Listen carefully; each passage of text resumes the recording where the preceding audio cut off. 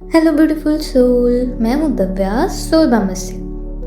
मेरे चैनल पर आपका स्वागत है, जहाँ हम हर दिन नई कहानियाँ और उद्देश्य लेकर आते हैं जो आपके जीवन में खुशी और शांति जोड़ते हैं। अगर आप इस सफ़र में मेरे साथ हैं तो चैनल को सब्सक्राइब करें और अपने दोस्तों के साथ शेयर करें। आज हम बात करेंगे भगवद गीता के कुछ महत्वपूर्ण उपदेश के बारे में, क्योंकि भगवद गीता का संदेश आपकी ज़िंदगी को प्रेरित करने के लिए अद्वितीय है। इनमें से कुछ प्रमुख उपदेश हैं। दुखों का कारण अपनापन। हम अपने दुखों का कारण अपनी आत्मीयता में ढूंढ सकते हैं। जब हम किसी को अपना मानते हैं, वहीं से दुख की शुरुआत होती है। यह एहसास हमें जागरूक कराता है कि संलग्नता से मुक्ति पाना ही दुखों का अंत है। चलिए इसे थोड़ा और सरलता से समझते हैं। हमारी ज़िंदगी में जो दुख होते हैं उनका एक बड़ा कारण है हमारा अपनापन।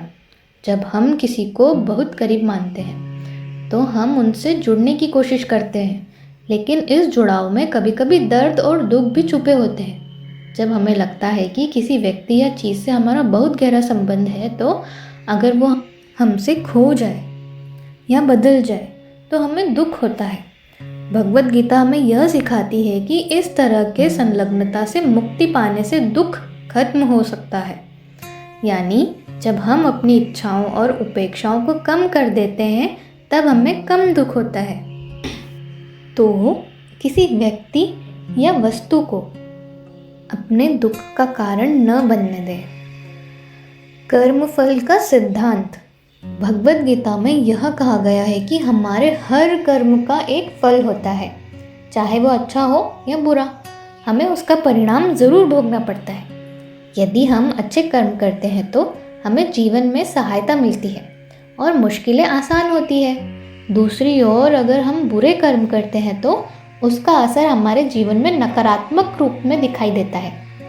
उदाहरण के तौर पर, अगर आप किसी की मदद करते हैं तो जीवन में आपको भी मदद मिलेगी, लेकिन अगर आप किसी को धोखा देते हैं तो वो धोखा आपको भी मिलेगा।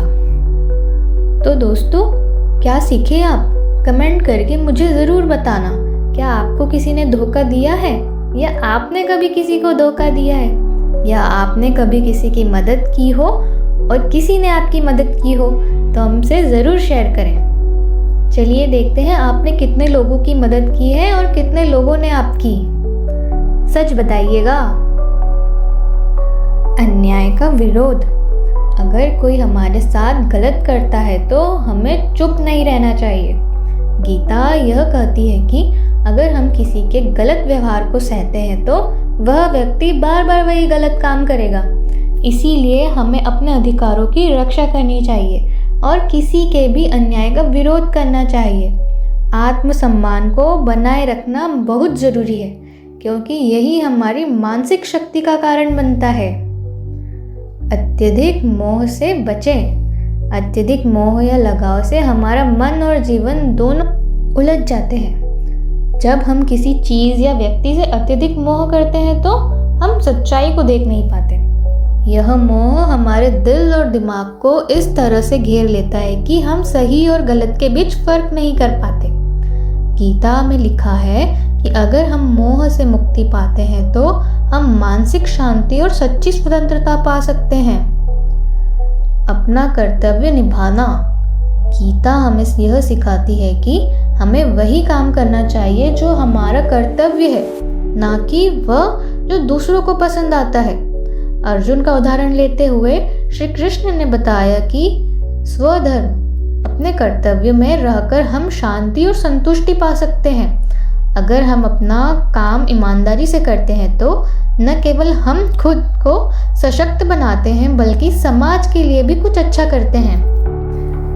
अंत में गीता का संदेश हमें आत्मज्ञान, अपने कर्मों की महत्ता और आत्मसमर्पण के बारे में सिखाता है। जब हम इन बातों को अपने जीवन में उतारते हैं तो हमारा जीवन सही दिशा में बढ़ता है और हम सच्ची शांति और सुख पा सकते हैं। तो दोस्तों, आज की इस यात्रा में मेरे साथ जुड़ने के लिए धन्यवाद। अगर इस वीडियो ने आपको प्रेरित किया हो तो इसे और लोगों के साथ शेयर करें और हमारे चैनल पर बाकी वीडियोस को भी देखें।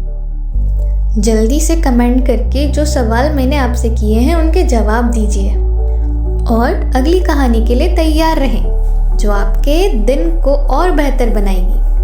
तो चलिए आपसे फिर मिलते हैं एक अगली कहानी और एक अगले उद्देश्य के साथ। तब तक के लिए राधे राधे।